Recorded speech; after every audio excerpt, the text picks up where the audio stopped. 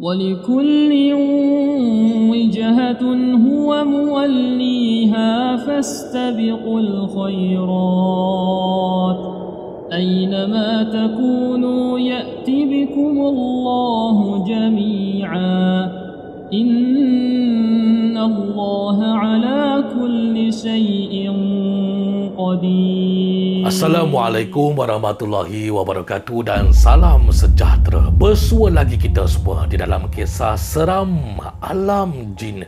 Syukur alhamdulillah kepada Allah Subhanahu Wa Taala kita dapat meraihkan bulan Ramadan yang mulia ini bersama-sama kita berpuasa, bersama-sama kita beramal ibadat dan bersedekah di bulan Ramadan dalam waktu yang sama. Teruskan perjuangan kita bersama dengan rakyat Palestin. Kita semua doakan buat keselamatan dan perjuangan mereka di sana. Allah Subhanahu Wa Taala Maha mengetahui atas apa yang kamu usahakan untuk membantu saudara Islam kamu yang sedang menjalani kesusahan. Ingat tu saudara dan saudari sekalian. Seperti yang dijanjikan minggu lalu, kisah malam ini yang akan saya ceritakan menekankan penglibatan kepada 4 individu yang terlibat, iaitu seorang lelaki Cina, 2 orang wanita Cina dan dalam waktu yang sama watak utama yang tiba-tiba mengejutkan, menghadirkan diri daripada seorang lelaki tua yang berbangsa Melayu.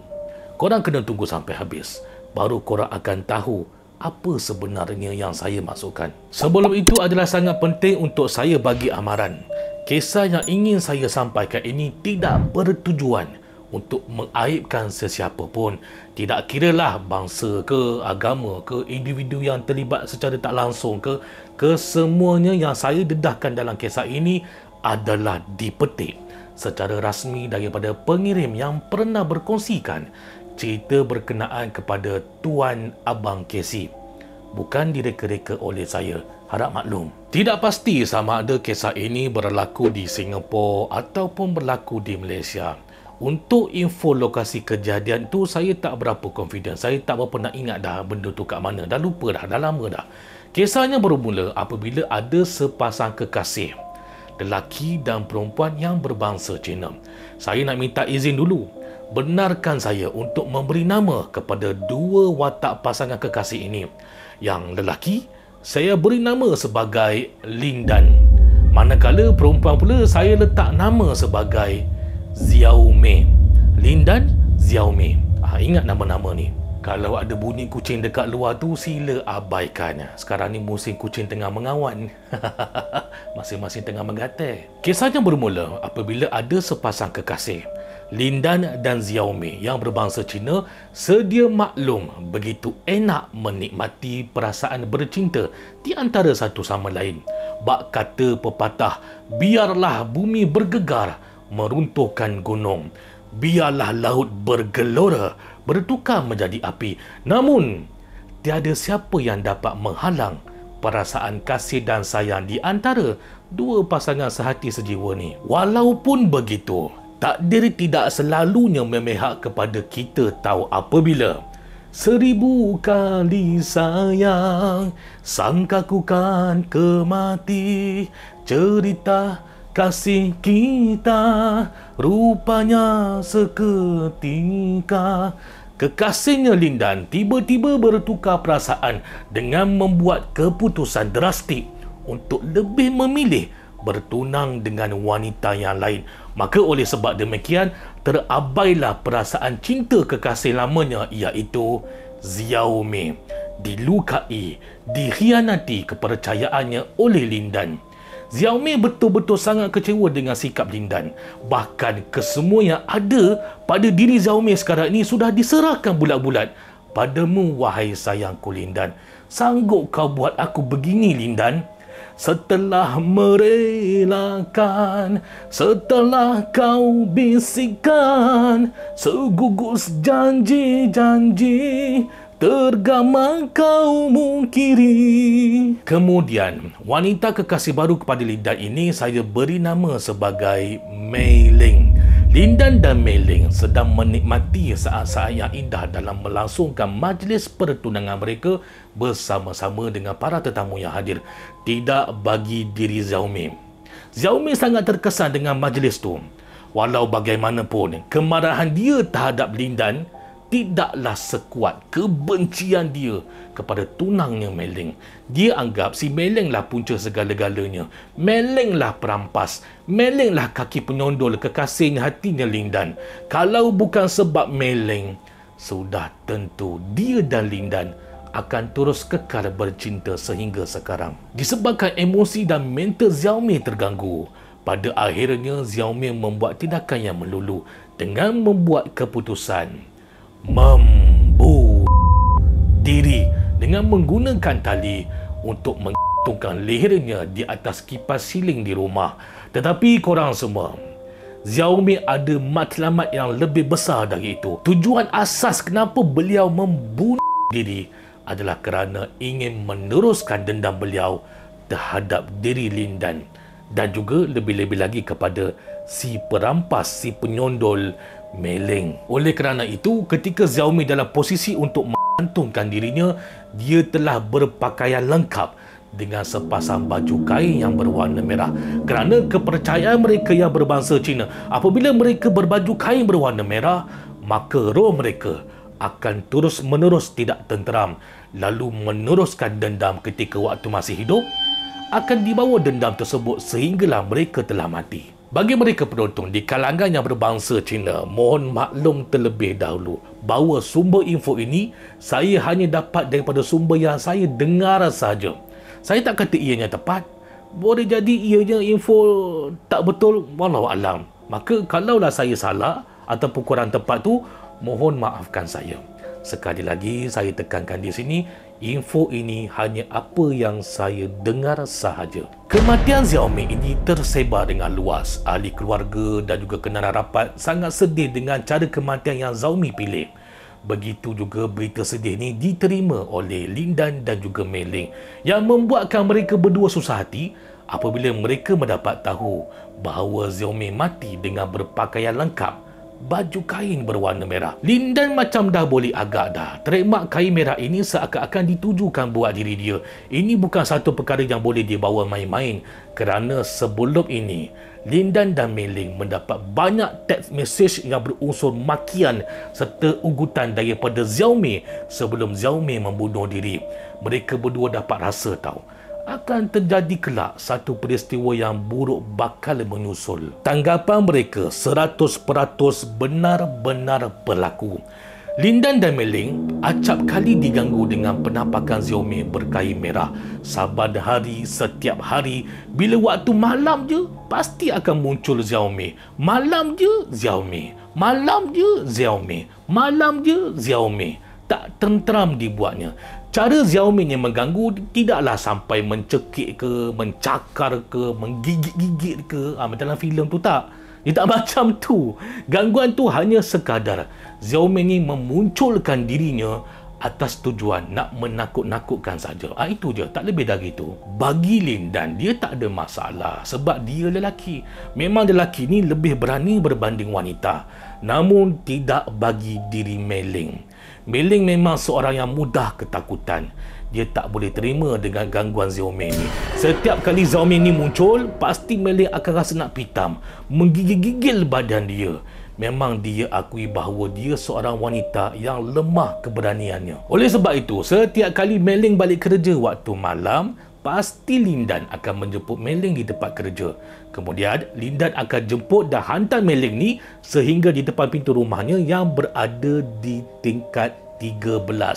Mei Ling ni tinggal dekat Pangsapuri tahu. Jadi banyak step yang perlu dilalui, daripada bermulanya tempat parking kereta, kemudian naik lift ataupun naik tangga, akhirnya barulah sampai ke pintu depan rumah.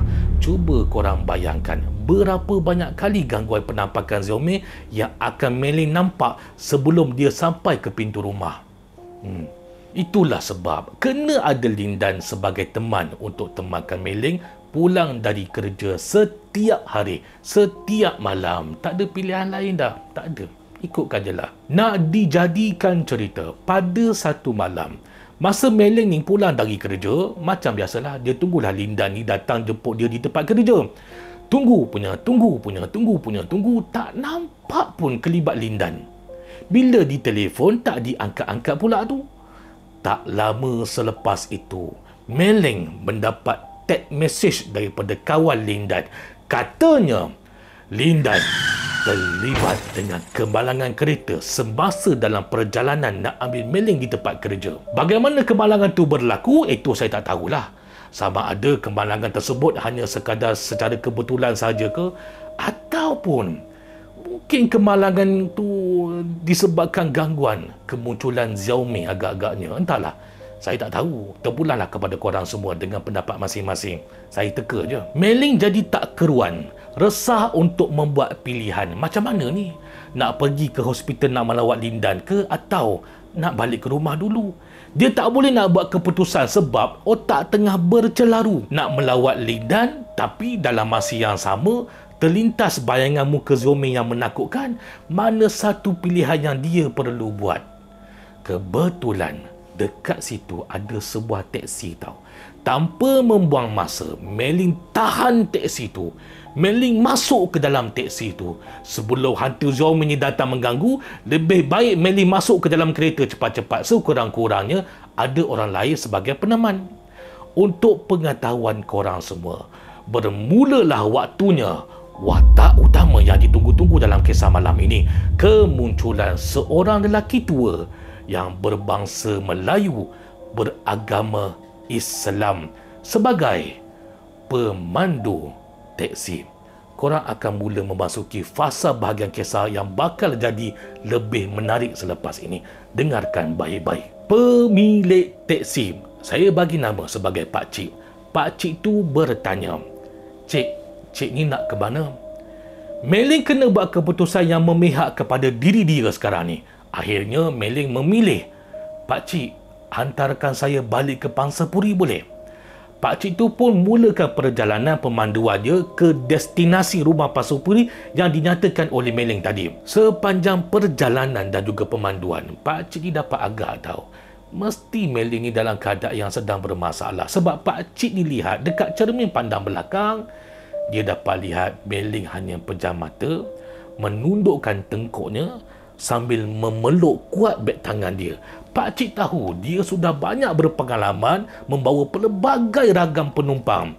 Oleh sebab itu, posisi Meleng sekarang ini tidak lain tidak bukan, sudah semestinya posisi orang yang sedang mengalami masalah yang cukup besar. Dia dah agak dah masak dah benda ni. Sampai dia dekat Pangsapuri rumah Meleng, sepatutnya Meleng akan turun tahu.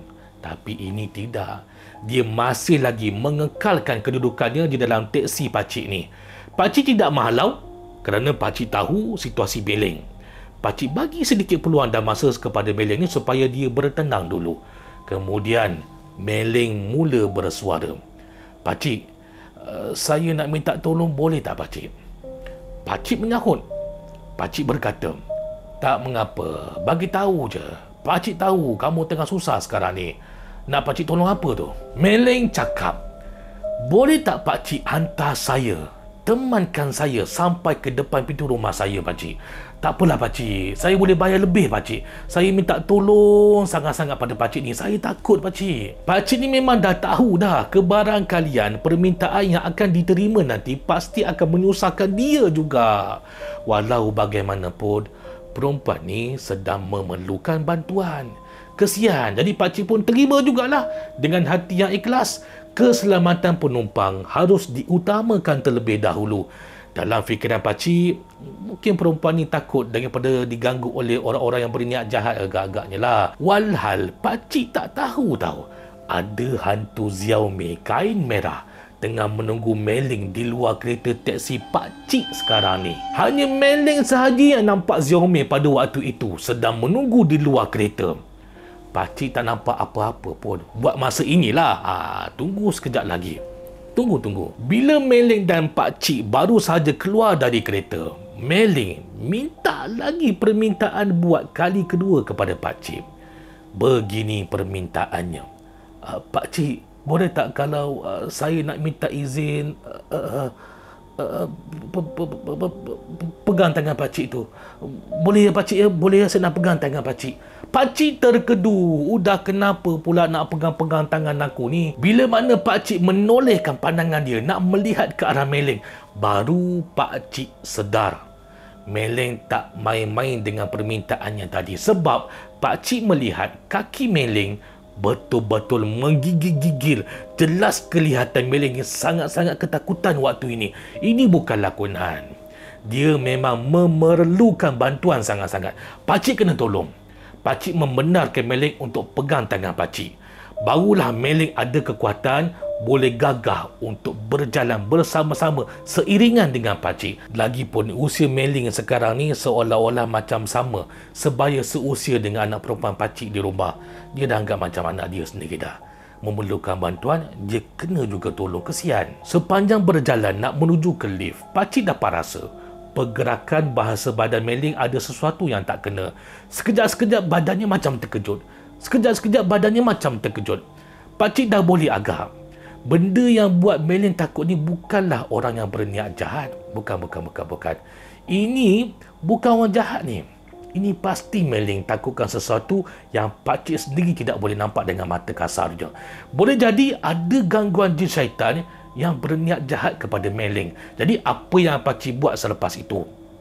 Pakcik pun mulakan membaca surah-surah Al-Quran yang bersesuaian dengan keadaan tersebut. Mungkin surah Al-Fatihah ke, surah Tiga Kul ke, disertakan sekali dengan ayat Kursi ke, wallahu a'lam. Hanya sebagai contoh saja. Sepanjang meneruskan perjalanan daripada permulaannya naik lift sampailah ke tingkat 13, selama itu jugalah pakcik membaca surah-surah Al-Quran bagi mententeramkan keadaan tersebut. Bila lift dibuka di tingkat 13, sekali lagi Meleng menunjukkan reaksi ketakutan yang tak boleh dikawal. Cara Meleng berjalan pun tak betul tau. Tersengit-sengit cara dia berjalan, seolah-olah macam sedang menghindari sesuatu. Kejap-kejap sengit ke kiri, kejap-kejap sengit ke kanan. Sampailah mereka berdua ni di depan pintu rumah Meleng. Cepat-cepat Meleng ambil kunci dalam beg tangan dia untuk dia buka pintu. Sebelum Meleng membuka pintu, dia sempat lagi bercakap.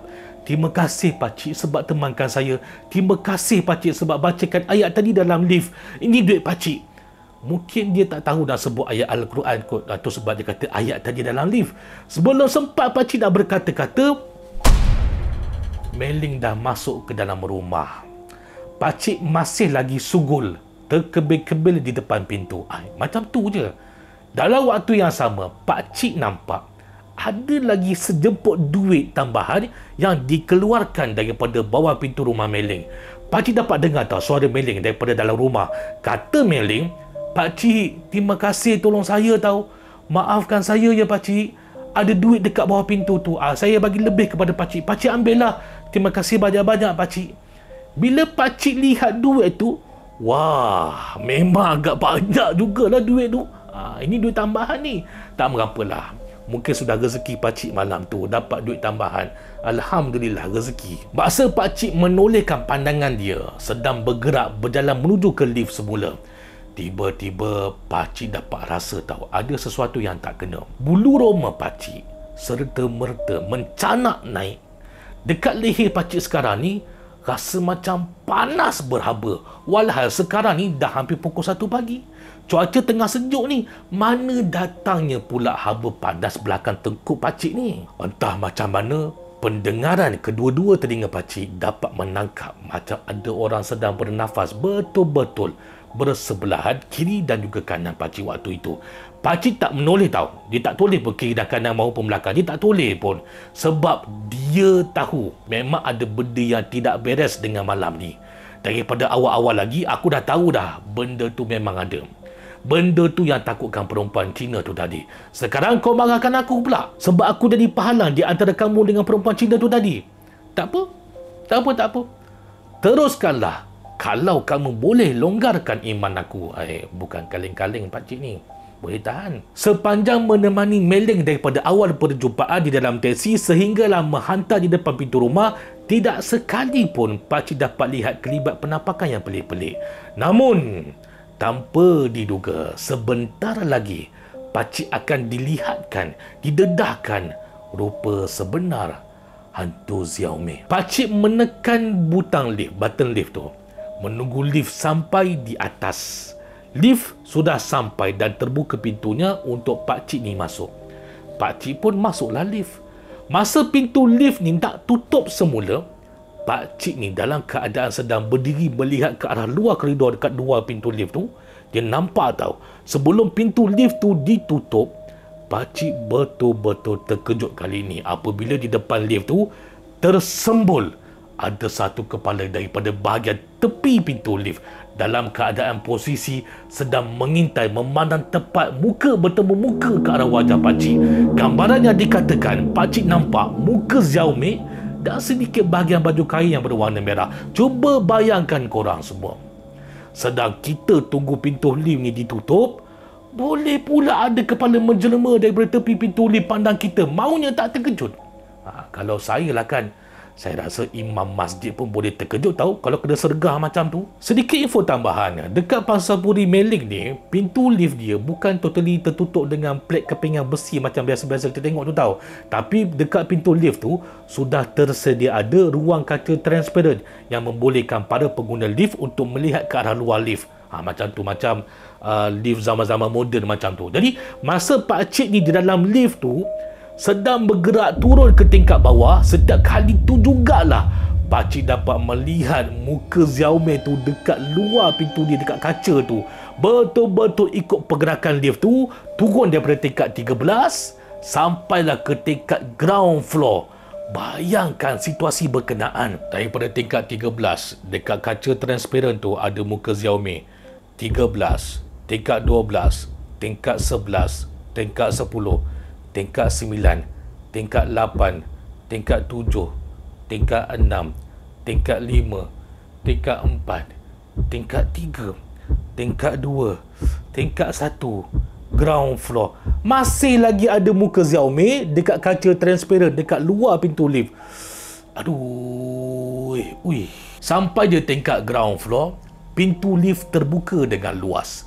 Masih lagi ada bayangan jelmaan Xiaomi dekat depan pintu lift, menjadi penghalang buat pakcik nak keluar daripada lift sekarang ni.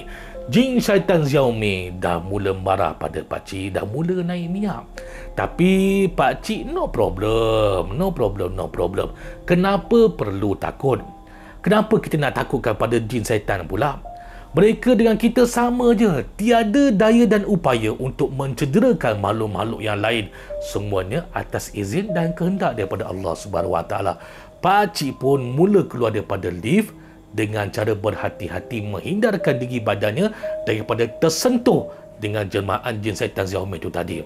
Sambil pakcik keluar, sambil itu jugalah pakcik ni membaca surah-surah Al-Quran. Sesampai sahaja pakcik di teksi, bila dah masuk ke dalam kereta, sebelum memasukkan gia beredar dari situ, sempat lagi pakcik ni menolehkan kepalanya melihat semula ke arah lift tersebut. Dan apa yang pakcik nampak? Ya, pakcik nampak jin setan jelmaan Xiaomi itu tadi masih lagi berdiri depan pintu lift berkenaan. Hantu Xiaomi tidak lagi berupaya untuk mengikuti lagi jejak perjalanan yang diteruskan oleh pakcik. Apa yang terjadi lagi selepas itu? Wallahualam, tidak saya ketahui lanjutannya. Saya tak tahu. Hanya setakat itu saja yang saya mahupun para pendengar yang lain dapat terima daripada kisah pengirim yang diceritakan kembali oleh Abang Casey yang dulu. Ini kisah lama ni tahu. Memang dah cukup lama dah kisah ni. Saya pun hanya boleh ingat kembali dalam lebih kurang 80-90% je poin-poin kisah kiriman tu. Taklah secara tepat, tapi bolehlah untuk melengkapkan semula cerita yang sudah lama dilupakan oleh orang-orang yang terlibat masa mereka mendengar cerita tu daripada Abang Casey. Dulu-dulu punya cerita. Mesti korang kecewa kan? Janggut, cerita macam tergantung je. Dah memang macam tu cerita je. Sampai setakat itu je. Tak tahulah apa jadi lepas tu. Mungkin yelah pakcik tu bawa diri dengan hal peribadi dia, apa yang berlaku kepada Beling dan juga Lindan. Saya tak tahulah. Kita fikir yang baik-baik lah. Mungkin diselesaikan secara baik. Mereka jumpa Sami ke, jumpa Buddha ke, lebih kurang lah. Kita tak tahulah kan. Wallahualam. Mungkin bagi kebanyakan orang akan kata, tak seram lah Janggut kisah ni. Itu pendapat korang. Masing-masing ada pendapat. Tapi bagi pendapat saya pula, kalaulah saya berada di situasi Pakcik Malam tu, seram sebenarnya, babe. Memang seram. Cuba bayangkanlah, kita melalui getir-getir saat berdepanan, bersemuka dengan jelmaan muka je hantu perempuan Cina yang berkain merah. Daripada seawal naik lift dekat 13, muka hantu perempuan Cina tu dekat kaca transparan dekat luar lift, dia tengok kita sampailah ke tingkat ground floor. Kena bayangkan dulu, baru perasaan seram tu akan muncul. Saya ulang, ini kisah yang dikirimkan oleh para pengirim yang mengirimkan kisah berkenaan kepada Abang Casey dekat Malam Seram. Dulu kot ceritanya, dah lama dah. Saya tak tahu bila, tapi saya ingat lagi cerita tu. Siapakah pemilik asal pengirim berkenaan? Wallahu alam, tak siapa yang tahu tuan punya badan. Sejauh manakah kebenaran kisah tersebut? Wallahu alam pun sama juga. Tak boleh nak membuktikan kebenarannya. Maka sama-samalah kita anggap ianya hanya sekadar kisah seram untuk kita ambil sebagai hiburan semata-mata. Jangan terlampau taksub, nanti bergaduh. Bagi mereka yang baru hadir menonton dan mendengarkan kisah seram dengan kami semua, jangan lupa tekan button subscribe, thumbs up dan kongsikan kisah ini kepada para penonton yang lain supaya hiburan seram itu boleh dinikmati, dikongsikan bersama-sama. InsyaAllah dengan izin Allah SWT kita akan bersua, kita akan bersiaran kembali dengan kisah daripada pengirim yang seterusnya di dalam. Macam biasa, tema biasa kita adalah kisah seram alam jin. Assalamualaikum warahmatullahi wabarakatuh. Selamat berpuasa, selamat beramal ibadat dan bersedekah di bulan Ramadan. Terima kasih banyak. A'udzu billahi minasy syaithanir rajim. Wa nunazzilu minal Qur'ani ma huwa shifaa'un wa rahmatun lil mu'minin wa la yazidud dhalimina illa khasara.